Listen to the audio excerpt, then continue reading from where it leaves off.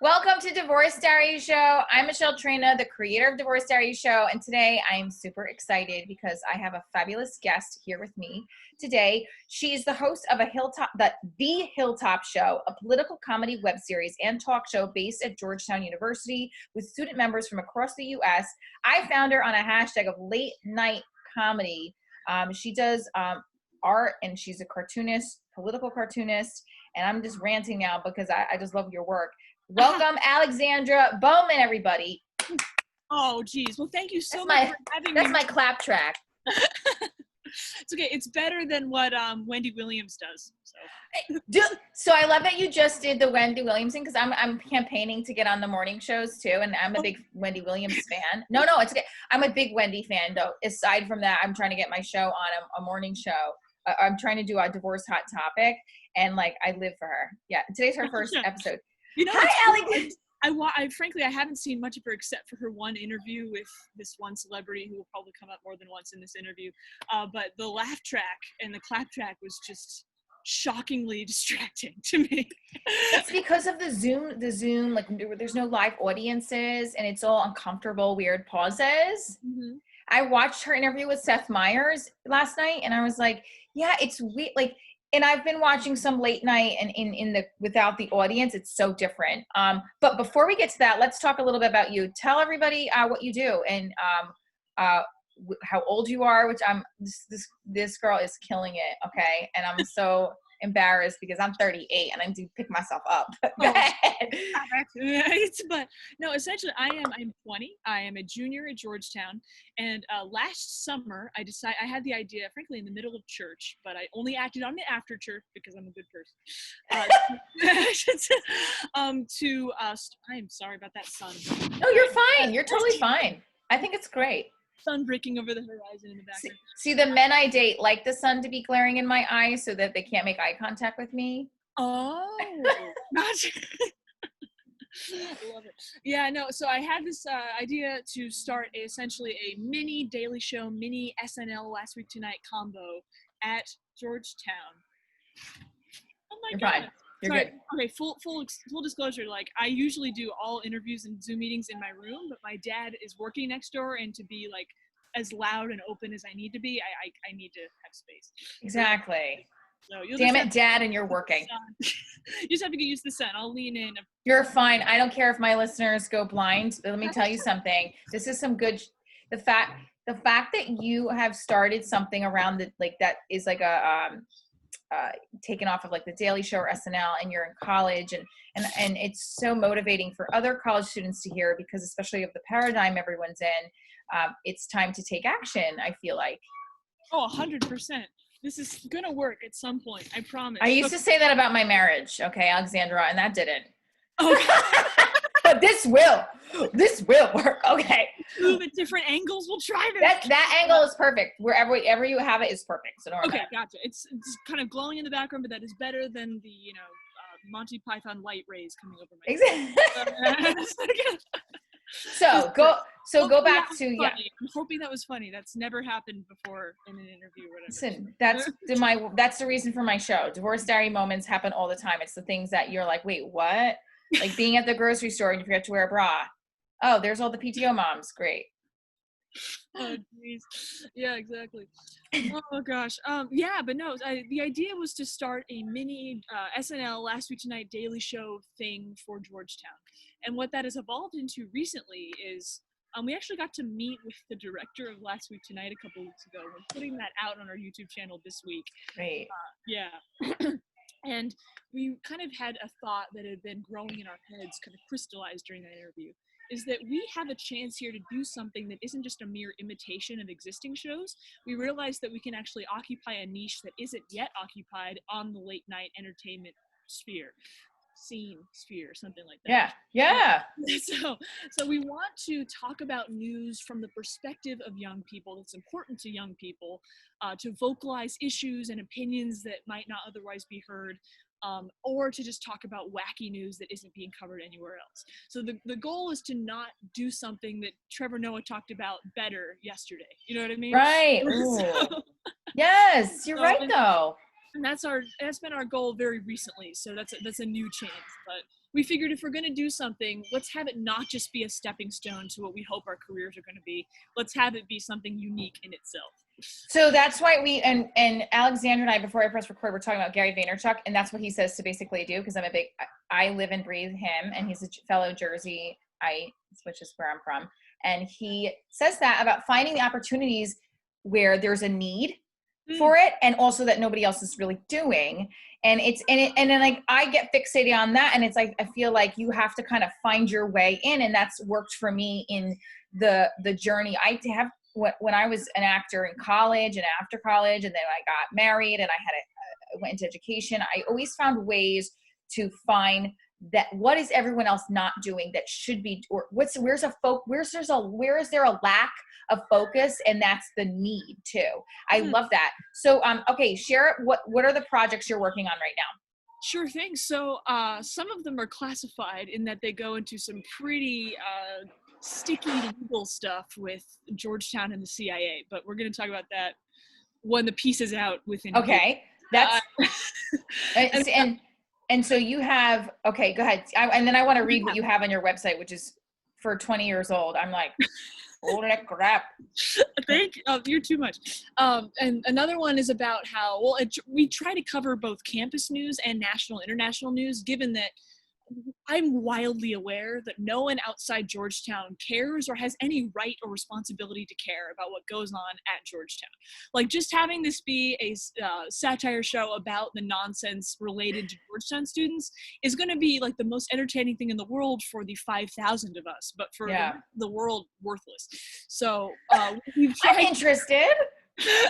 If any of your single guy friends have single dads, I'm interested. No, it's more like how are you doing? There we go. It's more like drama in group chats. It's crazy.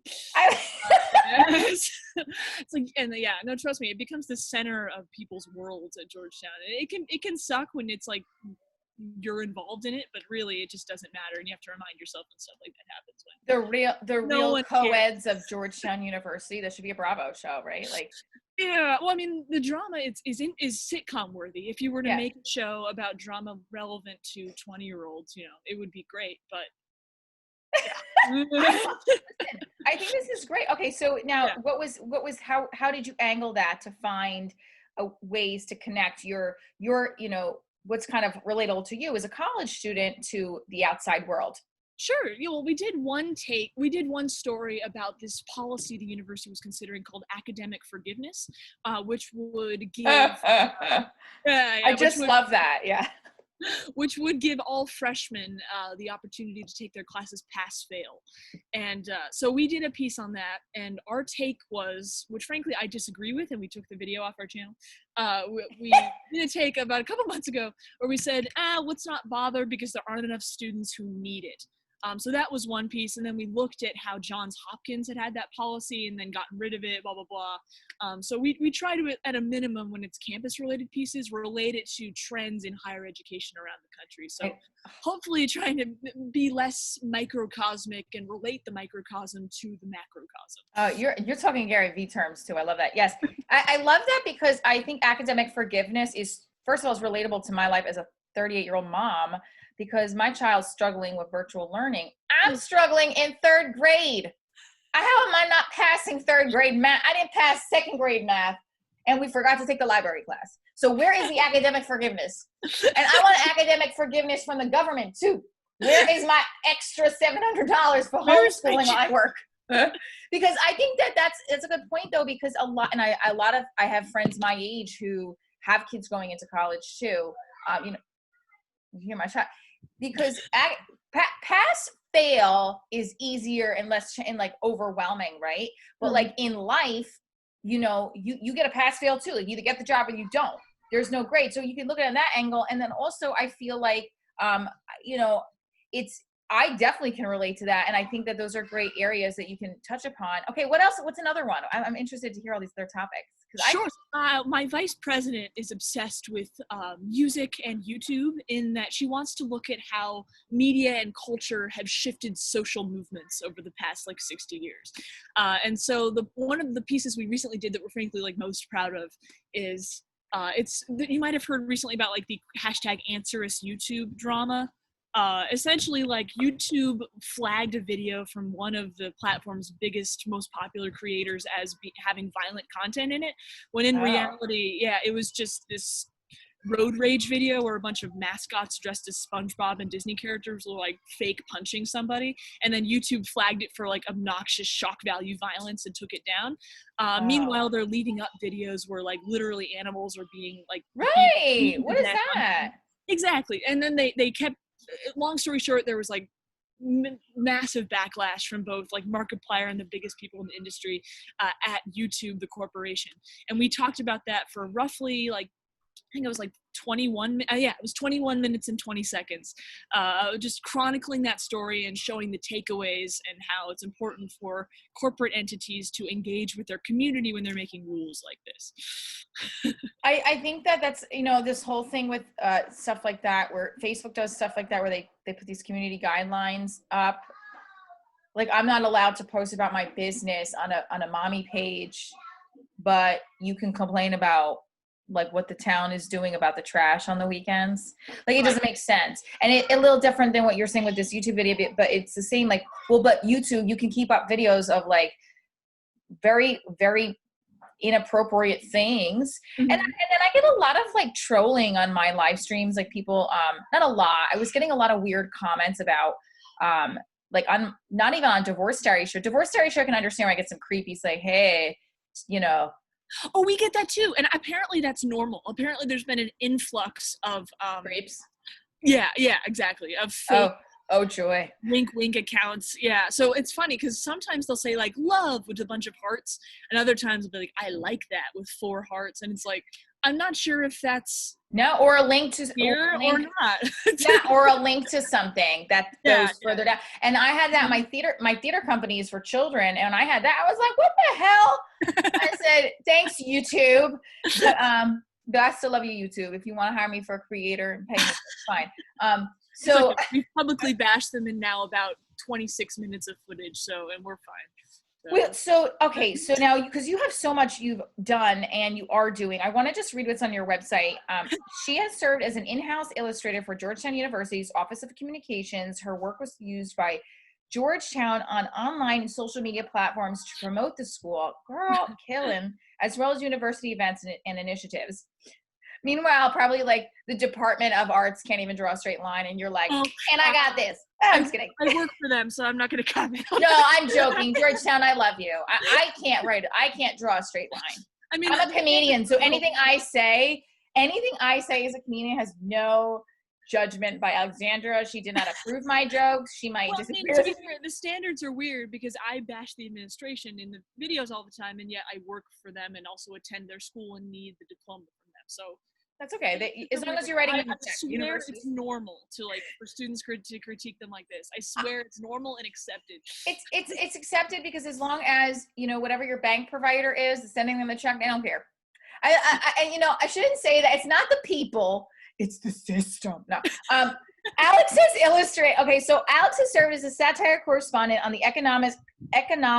I can't speak. Economics. Kevin Gallagher's web series Satire Can Save Us All in summer 2020. Alex, satire can save. You're right. It really can. It can. Comedy. It can and it will. Hopefully. And look at what you're doing in a crisis mode. I think you're really taking the opportunity to platform and guys, I have not stopped on what else she's done. When you have a constant fear of death by suffocation, by multiple means, either a virus or climate change or Dust Bowl stuff, you just work because you want to make your life worth it while you can. Ooh, I overshared. Oh no. Can you talk? Oversharing. But you need to talk to some of my grown ass friends who are sitting and complaining. And I'm thank you. I love that. I know that something drew us together on the gram, and now I'm living and breathing. This is awesome. Obnoxious John Oliver fan art drew us together, and also existentialism. I took a class in college that was existentialism, and I fell in love with all that philosophical stuff. And then I got done with my college, and my mom was like, "What you doing for health insurance?" Because I was a theater major. I know. I made it. Praying I don't get pregnant. I'm just kidding. Alex has illustrated 3 children's books and has had work published by BBC News, BBC Books, Puffin Books, the Georgetown University Institute of Politics and Public Service, and Penguin Random House, UK. What the hell? This is awesome. So the BBC Books, Puffin Random House, and Penguin Random are like those 3. It was all because I submitted some Doctor Who fan art to this Doctor Who fan art contest when I was like 15, and it was published in an anthology in which all 3 of those publishers were involved.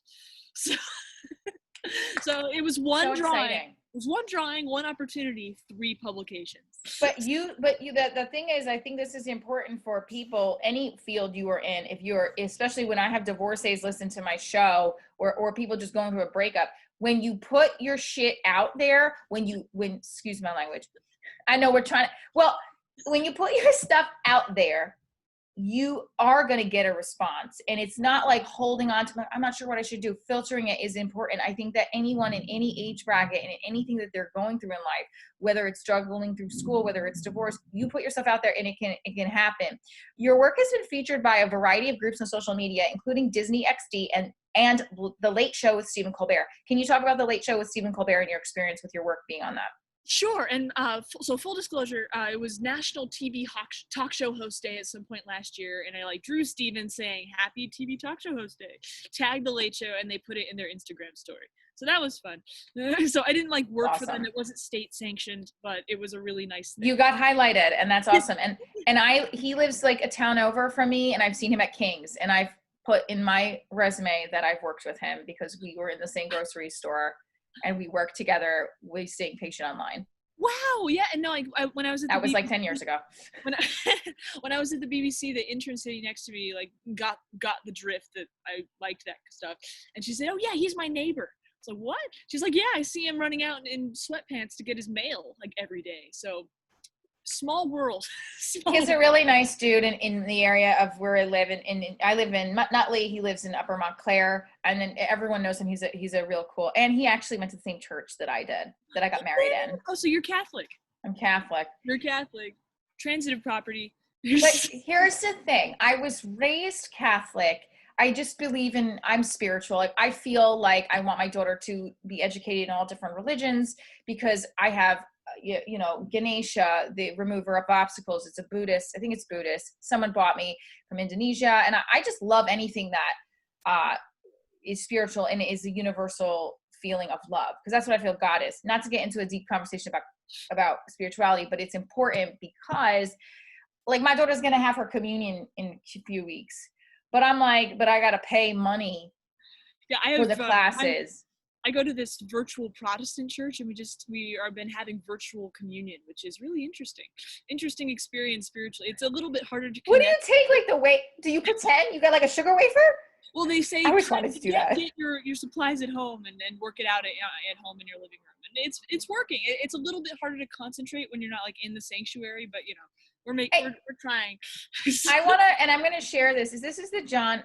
Okay, so this is the John Oliver picture right here. Oh no, what are you doing? What you doing? What you about to show them? Am I allowed to show them this? Sure. Oh, that one's fine. Yeah. The only one I don't want publicized is the one from last summer where he's like a chibi Japanese character with a heart next. That's the only one I won't put anything else up. I just love this. This is great. I'm considering deleting that one. I don't know what to do. No, keep it up. I mean, I think that your work is awesome, and I think that what you're doing is motivational, inspirational. You're a very kind energy, and I think that lots of people need to have surrounding themselves during this paradigm shift of COVID-19 with professionals, whatever your age bracket is, that connect to your world. And that's why I wanted to have you on and talk about what you do. Now, so with the John Oliver picture, so was it on his show too? Oh no! Oh my goodness! I would probably explode. No, unfortunately, the only time that fan art's been featured by John on the show You're mean, okay with it. at some point it looks cool, right? At some point it looks like space. I love it. It's something. We're talking about spirituality. That's a sign. I'm so sorry. No. Okay. The only time fan arts were featured on a show was when he had the rat incident, and he was showing drawings of the rats. And so, and my friends were like, Alex, you realize if you draw him as a rat with Adam Driver, you'll get on for sure. And I'm like, that's the one thing I am not willing to do. So, I mean, so who's your favorite? If you had to pick a favorite comedian or couple, who's your favorite comedian? It doesn't have to be late night, but do you have a favorite go-to comedian that you enjoy listening to? I mean, well, so John, okay, there we go. If you haven't listened to The Bugle, you absolutely should. So it was ran from, I believe, 2008, and then John left in 2014, I believe. I hope I have. Yep. And he was on that with Andy Zaltzman. Who is, I know Andy Zaltzman. Yep. Big fan of him. I love the verbosity. I love how he uses big words, but that makes sense. Yeah, he knows how to contextualize it. Yeah, exactly. And so I love what they do. I could go on for a while, but Andy wrote a book, and that's one book I've been trying to get around to reading during quarantine. That's awesome. And what's your school year like? Are you on the university, or you're off campus? So Georgetown was smart. Well, for several months, the plan was to have like 2,400 students go to campus and live on campus, because that would mean each person would get a single. But around a month, I believe, before school classes started, they said, actually, no, we're doing all virtual. And frankly, good decision. I kind of wish that decision made just a little bit earlier, but I know that decision was the result of a mayoral order. So great, good. So we're safe. So I'm at home. I live 30 minutes outside, away from campus. Oh, that's great. So my dorm, my campus, my life is just my room and my porch. Alternation. Are there friends that you have that live far from Georgetown that are like struggling with the time zone difference, or they're having struggles? Do you have anyone in your life that you know that you go to school with that are having struggles? I'd be curious to hear as a mom and as an educator with my daughter struggling in elementary, I'm curious to hear the college side of it. For sure. Well, I have a friend who one of my closest friends lives in Thailand, and he's always like 12 hours off. So I'll text him a little in the morning and then a little bit at night, and they'll be like, yeah, it's morning for me. Wow. And then we have a new team member on the show who lives in Korea, and she says she's just completely readjusted her sleep schedule. So she works from like 5, she wakes up at like 5 p.m. Her time and takes classes through like 5 a.m. her time. So, Can I just tell you, I can't wait to plug this episode, because this is giving anybody who's sitting their ass at home and not getting up and doing shit. Like, and you know what? As a mom with I have 500 things to do, I still am like, I got to get up at 4 a.m. I got 3 hours to go before she wakes up. Oh. But because you have that drive, that hustle, and I had that hustle too in college, and I still do, but when your life journey takes you in different places, sometimes your hustle changes a little bit, but it's invigorating when you also feel other people doing that kind of mode. Like, this girl lives in Korea, and she's like, I'm gonna just change my sleep schedule and make it happen. Right. But some people would be like, no, I can't. There's COVID. Outside my house, Yeah. And directly infringing on my ability to wake up early and do my job. Yeah. So what? No, I think there's some juicy, great stuff here. I think I definitely want to have you back again to talk more and see throughout the school year, like what you're doing and what's happening. I would die for a Divorce Diaries cartoon. So I gotta ask you what your price is for that, with maybe my future second husband. Well, I'm I go on a quote basis, unlike most DeviantArt artists, of one of which I used to be. I go via the used car salesman model. So I love that. You describe hello. Yeah. Hello.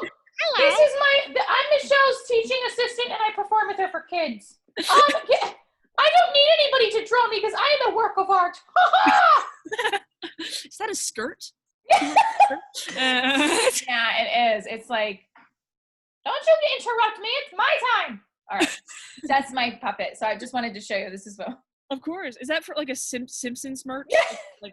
She's a character. I got her when I saw puppet up in Vegas a couple years ago, and I wanted to use her for my daughter and for when I used to teach full-time theater, and then I just went back to performing again full-time, and now I use her. She's does kids comedy with me, but she originally was just a souvenir from a show, but she has lasted like 4 years. You don't even know how old I am. Jeez. But so that's a little bit. But I used to puppet too at the end. Yeah. Bowser McSchnauzer, who was there to bash the show, and Cal would have to desperately convince him it was decent. Yeah. Well, I want to have you on again we can continue exploring where you are and how the shows are going. What is the biggest project right now, or what is the thing? And if they could be all of them, but what's the one thing that's in your heart right now that you wish you could dedicate all time to, that you can't get out of your head? Like for me, it's Divorce Diaries, and I have my theater company, but like if I could just sit and write and be on stage 24 hours a day, I would do it. What's that for you? Sure. Well, and frankly, I'm glad you asked because, I said we weren't allowed to talk about it. I can name it and then I can't talk about it. Right. So okay. I work for the Lincoln Project as their cartoonist, and their political cartoonist. And one of their big things at the moment, one of the big things that they've specialized in from the beginning, is that they want to see a return of civility and decency to politics. And I can tell you, being immersed in the kind of Georgetown student social activism student circle, that's a huge problem, is people being on both sides, let's be clear, on both sides, being unwilling to understand why the other side reached their conclusions. Doesn't mean you have to agree with the conclusions, doesn't mean you have to think the conclusions are moral or acceptable. It just means you have to understand their background and how they got where they are. Thank you. And like, because there's a huge thing going on with cancel culture, and I have friends on both sides of the fence, and I don't talk politics about it with anybody because I don't feel like getting in some kind of discussion where it's like, you know what I mean? Like, I don't want to do that. I don't. And I like the big double C word aside, like that word's been that whole concept of cancel culture has been so thoroughly thrashed and tainted, right? Like people on both sides have opinions about it, whether it's warranted or whether it's so. I sometimes like to frame the debate as it's a matter of love. It's a matter of empathy and forgiveness and understanding, and trying to understand your fellow man or woman or fellow person on a spiritual level, and about why they believe what they believe, and just being understanding. That's all. If we were just a little bit more empathetic with one another, I think the vast majority of social media conflict issues would be solved. The vast majority of political issues would at least be less tense, which is what we need so desperately. I think at some point I would like to meet your parents and tell them what an amazing job they freaking did. Because not many 20-year-olds know that. And you know what? Not many 40-year-olds know that either. And it's like what I tried to preach to my daughter about empathy, and you're awesome. Alexandra, I can't thank you. I can't wait to see where you grow. I'd love to connect with you, and anything you need as a divorced single mom that pops into your satire stuff, please hit me up. But we have one more. Yes, go ahead. I was kidnapped as an intern for this comedy school in New York, and they're constantly looking for ways to get more people to attend their event. Which school? It's called the Manhattan Comedy School. Okay. Andy Engel and international headliner Karen Bergreen. But frankly, you gave me like right after we had our graduation show for the stand-up. That's awesome. I assumed that you had found me. You were at that show, and hashtag girl, I found you on the hashtag. Oh, great. Yeah, I'll keep putting as much time into social media as I will without guilt. That's wonderful. So that's what we want to tell everybody. I found her on the hashtag of late night comedy because I'm trying to get on a late night. I'm trying to get my set on late night. Now you submit it to your agent. I have my agent submit. I submit to bookers, but they don't respond. So I'm going to do my own way. I'm going to plug on social media as best as I can. And also a magic tip. Yes, please. Yes, that's what I want you to do. You DM people on Twitter, you DM them on LinkedIn, and they are down. Like, it's shocking how available people are to talk with you on Twitter and LinkedIn. Say that again. So she just gave us the magic hint. I almost regret it. No. Well, DM on Twitter and LinkedIn. Actually, I have been doing that. I'm glad you say that because Gary says it too. unfortunately, two of the big, yeah, exactly. He says it too. Gary is king. Yeah. Instagram, they don't really check as much, I feel like. Yeah, well, Instagram, yeah, it doesn't work as well for some reason. I think there might be more spam bots on there. But Spam bots, yep. And then Twitter, some of them some people don't have the message link part. So if they do, I'll hit them up, but I'll also make it personal where it's not a copy and paste, which takes more time. But at the end of the day, I've had more luck with that. But Twitter and LinkedIn, okay? Because I have been doing that. I'm glad you say that, because I'm gonna keep doing it and just hustling, and also not being like a harassy stalker weirdo. But well, I'm only like that with the guys I date. You share genuine, sincere thanks and admiration for their work and say, I would love to learn more about them.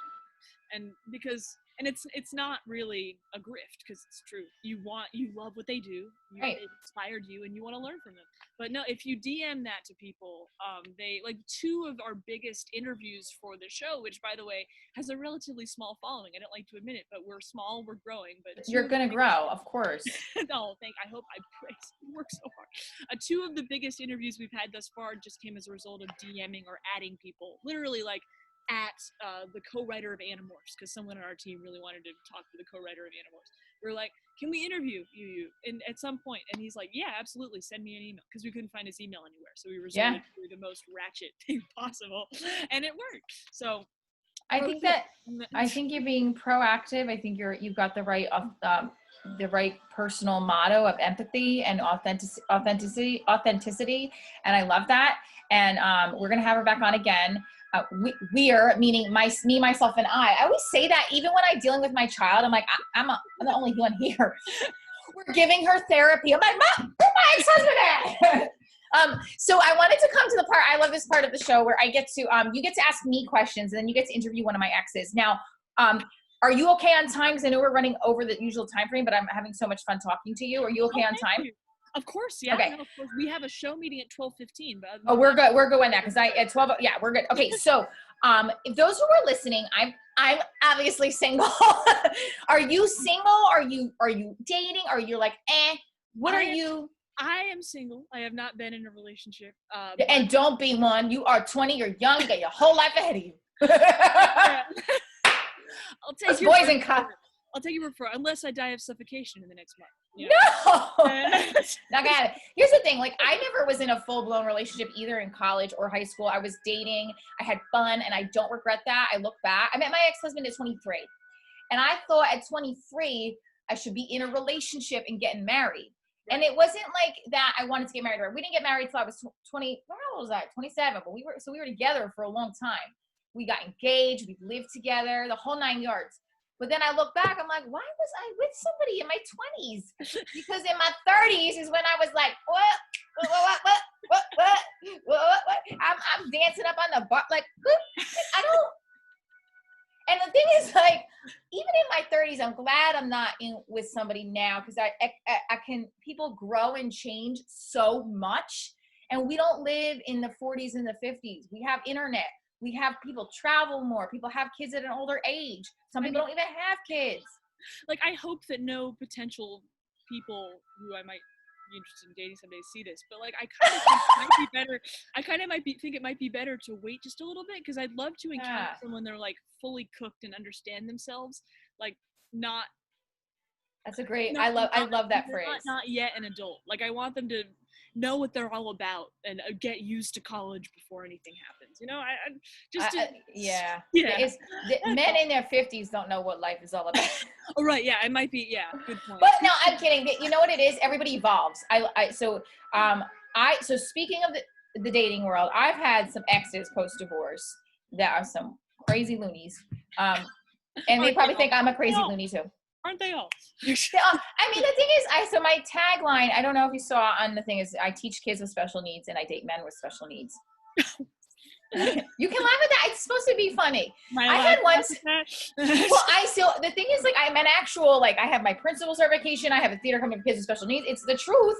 But like, when some people are laugh at that, and then some people are like, wait, really? Like, you date men who have severe disabilities? I'm like, what do you think? I said, first of all, it's like they're allergic to my commitment pheromones, you know?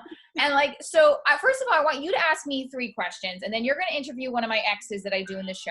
So first, Sure. Alexandra's going to ask me her 3 questions, and we're going to go, the last part of the show is she's going to pick one of my exes to interview. Sure thing. So I have 3 questions. None of them are like dating related. No, they don't have to be. They don't have to be. Gotcha. So I was going to ask you, because I learned a lot about your show before this, and I know you're awesome. You're on top of it. I saw you subscribe, girl. 3 different accounts. I try. You're awesome.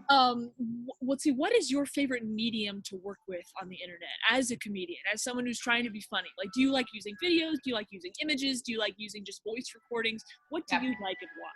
I love Instagram and I love videos.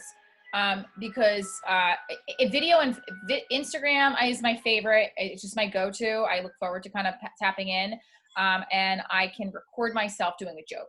So I think that's my go-to. And then I like doing the pictures with tags. You know, like I love creating content. I've learned that tremendously in the last 6 months, even more so than from before. So video for sure. Gotcha. And then what are your top 3 or 5 or 1, whatever, tips for performing in person? So nostalgia trip, ready to choose. Top 3 are take a breath and use pauses.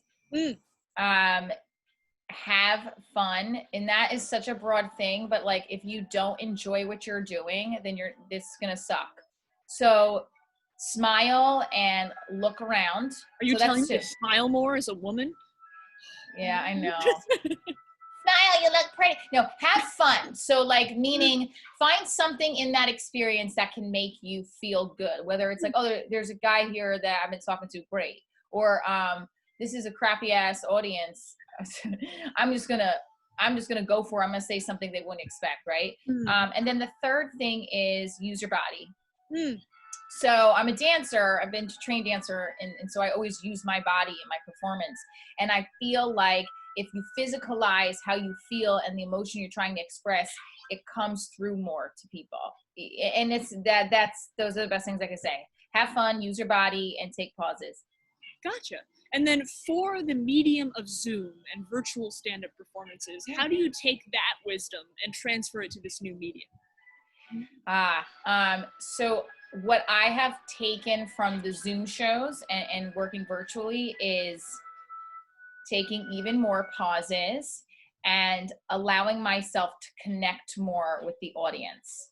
So although I tried to do that before, but not as much with the virtual shows, you're doing a talk show. Even if you're doing stand-up, it's not the same. So taking in your audience and taking longer pauses to wait for the joke to hit. Gotcha. Well, I mean, in a way, whenever you watch a comedian on a screen, it's the same sort of thing, right? The comedian themselves has to act in a way that's transferable to the eye of a viewer sitting at home and entertaining in that way. So I'm sure the physicality, hopefully, is something people might have already been doing that they might not have to do. I think the physicality thing, when I did voiceovers years ago, I was 23. I did a voiceover demo, and the casting director was like, you know, use your arms and I was like, oh, this is great. I do this anyway. I'm Italian. I talk with my hands. And when I noticed that, it helped get out the objective of the commercial spot I was doing or the line. And so I always say that because even if you don't have to be like me, where I'm always like this, but it does help even if it's a little something. Sure. Yeah, definitely. For sure. At least moving with it, you know. Yeah. So you don't have to.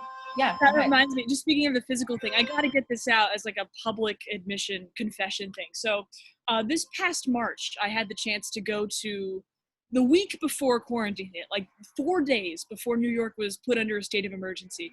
I bussed myself up to New York and went to 4 late night shows in a row. And so long story short, like I met John, that was great, you know. Yay! And then one of them was Seth Meyers, and I love Seth. they asked for like volunteers in the waiting room for a special thing. And I was like, oh my gosh, are we gonna meet Seth? I didn't know what they were gonna ask. And then they asked us to dance in front of 600 people. And I let it be known, like I might dance alone in my room while singing Cats, but I don't dance in public. And I literally didn't dance. I just stood, I was, you know, in front of 600 people. And I was probably, You know when you go to bed and there are things haunting you in the back of your head that you just like to burn? That's one of those things. So whatever Usher, whatever NBC page saw that and thinks less of me for it, I'll never meet you again. But I would like to say that I'm better than that. That's all I want to say. She's better than that, Seth. Can you have her back on? Okay. It's okay. If when I make it to late night, I'm gonna have you there in the audience, and you're gonna be dancing with me because I'm gonna be like, hey. Yeah, I'm gonna try. I've been working on it. We can do so many. I do a younger guy in my show too, who was right out of college. So it'd be funny at some point to do something with your group and be like, she's this divorced mom who showed up at the college party. We're not really sure if she's like a mom of one of the kids or dating one of them. Like, we're really unclear. It would be funny. They call me the mom of the group. So. I mean, I think I'm a 50-year-old British man inside. We have to definitely create something. I think it would be fun just talking with you now on the podcast. Okay, it's time for Michelle does her exes. Who do you want to hear from? My daughter's playing a video game really loud behind me. Can you lower that a little bit, Grace? I find it cute, first of all, and I find it okay. But you hear it, right? It's like the coins. And this feels so much better. At least my dog is like shushed. So who do you want to hear from? You have the coach, the cop, or the Greek? Well, I want to stay away from any possibly political landmines, so I'm going to not do the cop. Who are the other two? It's funny because I had stopped doing him a little bit. Oh gosh. And it was I was like, I should pause him for a second. But he's one of the exes I do. And I don't bring any politics into it, but he got retired for a hot second.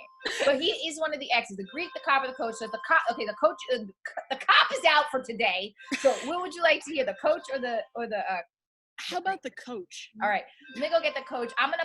We'll be right back, guys, if you're listening. What's up, everybody? Hello, how are you? Yeah, I'm good. Good. Michelle, yo, put that away. Got my kid in the background, and yo, honey, can you lower that? She don't listen to me, but that's Michelle's kid. She doesn't listen to me because of our relationship. Ain't nobody's watching this, right? I don't want anybody to know that I'm here. Well, I'm sure that Michelle's going to do a phenomenal job promoting this, so you might be well out of luck. Yo, man, I told her to stop tagging me. My wife doesn't. my. Okay, do you want me to screw over my lighting to make it better? You look beautiful. I mean, not that I'm hitting on you. I'm a grown man. I don't do that with anybody under 21. I'm not a minor, so you won't. Well, I have never. I'm married, so I mean, I was separated. And as I was. So just to be clear, your stepdaughter is very skilled. She's going to be, Listen, it's not my stepdaughter. It's Michelle's daughter, and I'm not in a relationship with her anymore. Oh, you're missing out, man. So sorry. Well, my wife didn't like that I was missing out on our marriage. So, I mean, I don't. Listen, I told Michelle I was separated because, like, I was. My wife was on one side of the bed, and I was on another. That's what's called scientifically a big yikes. Yeah. Well, I mean, it definitely was when my wife found out. See, how are you doing? I'm sure that was an interesting experience. Fist pump. How badly were you whooped? Well, I mean, Michelle. Naughty. Yeah. I was naughty, but I'm nice, man. I'm a good guy. I coach football. I coach baseball, I coach field hockey, I coach gymnastics, I coach brownies. Gotcha. Well, yesterday on CBS 60 Minutes, there was an interview with a football coach who was notable for being the worst possible motivational speaker to his students and having like a voice that you couldn't hear. And that's why they brought him on. I need to watch it again just to gather again why they had him on, because I'm sure it was bigger than that. I'll definitely watch them. I was watching the Jets game. I'm a Jets fan. Oh, so you don't watch CBS 60 Minutes? Wow. I got 60 minutes right here. See? Oh, very nice. Very nice. I don't have that. I pads to give the illusion of that, but Ann Taylor Oh. oft does me good. I like Ann Taylor, especially on my women. I'm not trying to disrespect you. I mean, but you got a mom, right? Maybe we could talk your mom. We could all talk together. I'm not trying to do nothing. I'm not trying to do nothing. What are you looking at me for? I think she would take our kitchen knives and lob them at your forehead. Not again, man. Listen, if Michelle asks, just tell her block me again. I'm not going to message her again. But she better not be looking at anybody. No, I've had about 10 sugar daddies text me on Instagram in the last week, feeling that you were the fourth one. Yo, I'm out. I'm out. I got to change my Instagram again. I'm out. All right, give it up for the coach, everybody. Let's hear it for the coach. He's really a character. It's funny that you say that. These sugar daddies need to stop. I've done some posts about them. They are creepy as fuck, and it's like, where is the community guidelines for this shit?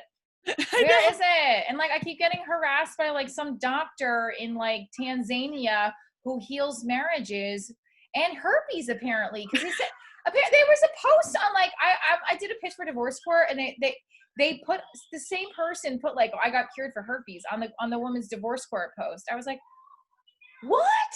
It was just funny. Do you think that any one person is going to be interested or tempted or something by this Instagram presence that you've established for yourself? It's 4 photos of just cash lying out on your table is seducing no one. Well, right. And they're also but you know what? There's women that do it too in the DL. I've seen women say looking for a sugar baby, and I'm like, girl. Oh. Well, I know, but I don't know what's going on. A match made in spam, I suppose. On that note, I love that, a match made in spam. She's hilarious. She's witty. She's smart. She is kind, like I said, and welcoming. Alexandra Bowman, can you tell everybody where to find you? Sure thing. So the Hilltop Show can be followed at Hilltop Show on all platforms. Please subscribe on YouTube, because while we do pieces about the YouTube algorithm, we're trying to show that we have some chops ourselves. So it would be really nice if we could up that subscriber count just slightly, because we have a team of 40 plus people. They're all working their tails off, and we got to give them some love. So that would be really lovely. Hilltop Show on YouTube. I just followed you too. Yay! Fantastic. Awesome. And then I am Alexandra Bowman Art on Instagram and Scripta_Bene on Twitter. Okay, so I gotta get your jokes. There will be Georgetown specific advertisements for elections, but there will be things that interest you. I can commit to that. And Wendy Williams is retweeting my tweet, so we know Twitter works. Boom. Wait, Alexander, can you tell me one more time your Twitter follow? Sure. At Scripta_Bene. Because when I was 10, my mom told me to make an email address that I wouldn't need to change when I was 20. So it means written well in Latin. Got it. And or good writing, depending on Google Translate's mood that day. I'm gonna message you and you send it to me, because I'm having I'm a slow. Obviously, I've failed 3rd grade ELA too. So she's gonna message me, and I'm gonna share it on my story too, because you're awesome, and I can't wait to have you back. We're gonna work on a November date, and I want to talk about some more stuff. Guys, stay tuned for one final message from the Divorce Diaries Show podcast with Alexandra Bowman, everybody.